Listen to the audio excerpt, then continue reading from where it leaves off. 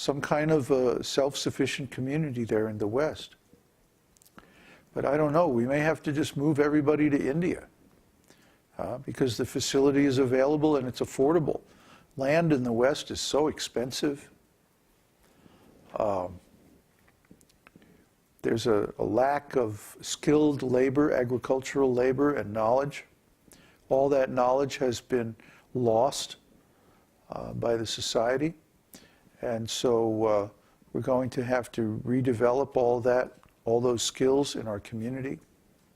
And it's going to be, I think it's going to be a very close thing, whether we make it or not, even starting now.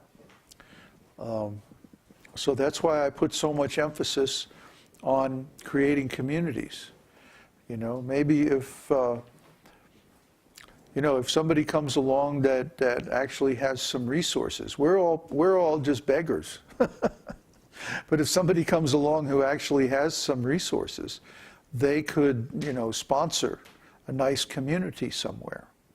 But those people tend to be very materialistic, and it's no coincidence.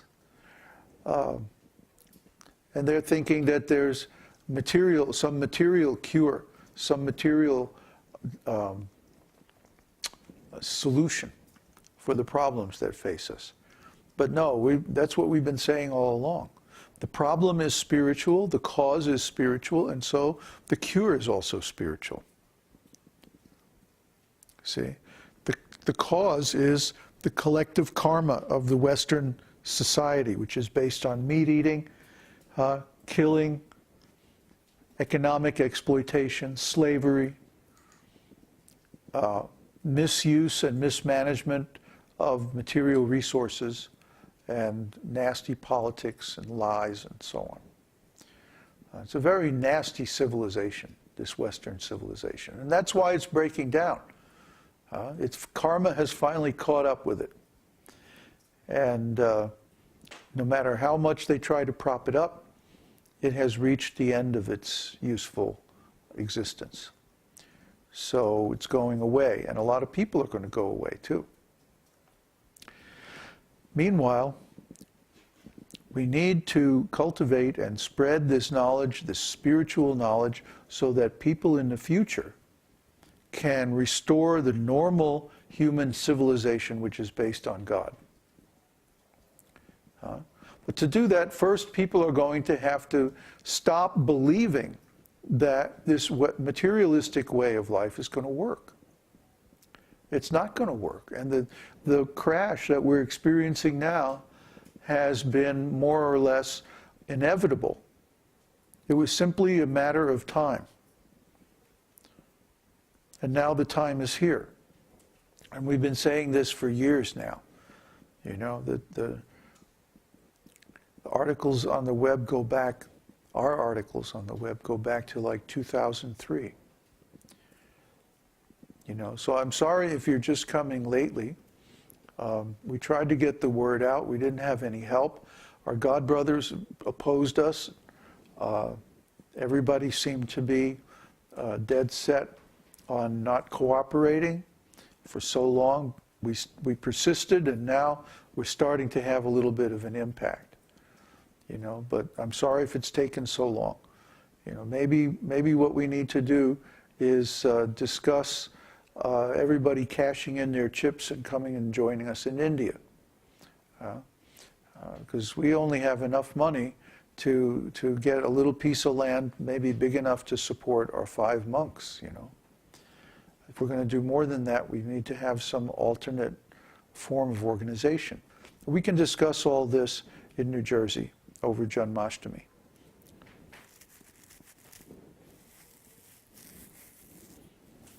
Any more questions?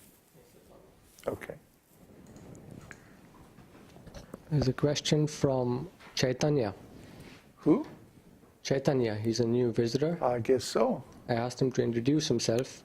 He says, I'm 14 years old and was born in a family of Krishna-conscious aspiring devotees, and have only a few weeks ago, after watching Babaji's videos on YouTube, become more Krishna-conscious.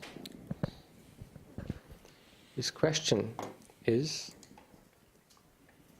we have to follow the 4 regulative principles, and they all make sense, and I'm already following most of them. I just have a question about illicit sex. What does that include exactly? I have heard different opinions, but don't know exactly what it means.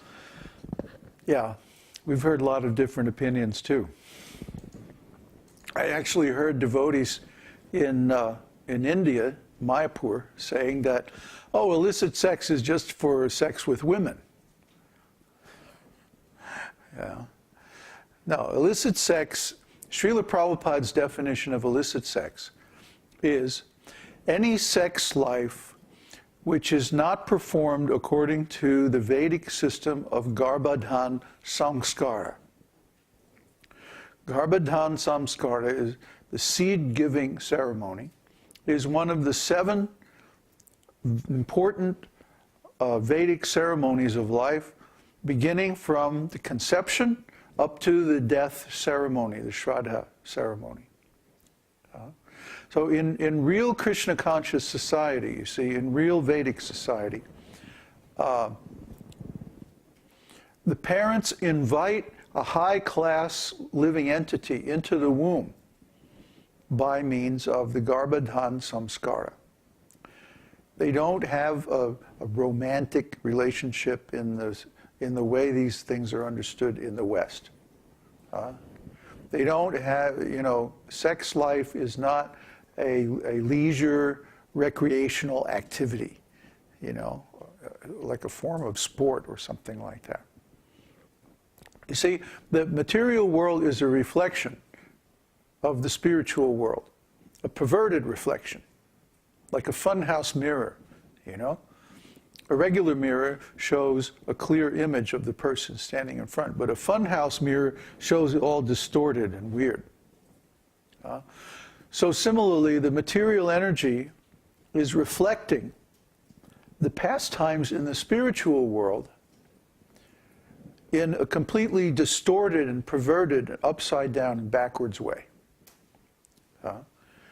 So, for example, when Krishna steals from his neighbors and friends, when he's a little boy and he does his pastimes of stealing butter and like that, this is beautiful and it's wonderful, and it just makes them love him all the more. But here in the material world, stealing is horrible. It's a crime. It hurts people. And it's punishable. In Vedic times, they used to punish thieves by cutting off their hands. Because in this material world, you see, people need things to actually, there's always a scarcity or a threat of scarcity. And so when you steal from someone, you increase their anxiety. And in a difficult situation, a survival situation, you could even force them into starvation or something like that if you steal from them. So you can hurt someone. Similarly, in the spiritual world, Krishna is dancing with the gopis.